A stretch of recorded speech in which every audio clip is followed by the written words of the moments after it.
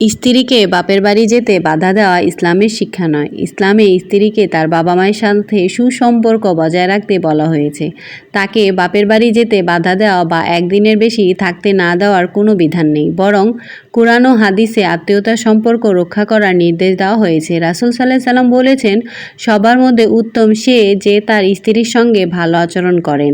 স্বামী স্ত্রীর মধ্যে পারস্পরিক বোঝাপড়া জরুরি। ইসলাম সম্পর্ক ছিন্ন করতে বলে না, বরং শান্তি ও সুসম্পর্ক বজায় রাখার শিক্ষা দেয়। হাই এভরিওয়ান, আসসালামু আলাইকুম। আমি আজকে যেই ভাজা পোড়াগুলো করছি সেটাই আপনাদের সাথে শেয়ার করছি। আমি প্রতিদিনই কোনো না কোনো খাবার রেসিপি আপনাদের সাথে শেয়ার করি। রেসিপি বলতে আমি যেটাই রান্না করি না কেন প্রতিদিন সেটাই আপনাদের সাথে শেয়ার করছি। আর আজকে যেহেতু বাচ্চাদের জন্য বিকেলে একটু ভাজাপোড়ি করছি, সেটা আপনাদের সাথে শেয়ার করব না তা কী করে হয়।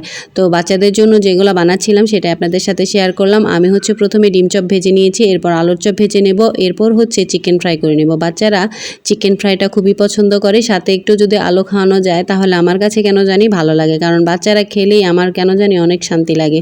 ওরা ভাতটা বেশি খেতে চায় না, তো ওদের যদি এভাবে ভেজে দিই আলুটা ওরা খায়, আমার কাছে খুবই ভালো লাগে। আর চিকেনটাও ফ্রাই করে দেবো যাতে ওরা একটু বিকেলের নাস্তা হিসেবে ভালো মতন খায়। আর আমার কাছে খুবই ভালো লাগে, বাচ্চারা যখন খায় কেন জানি খুবই শান্তি লাগে।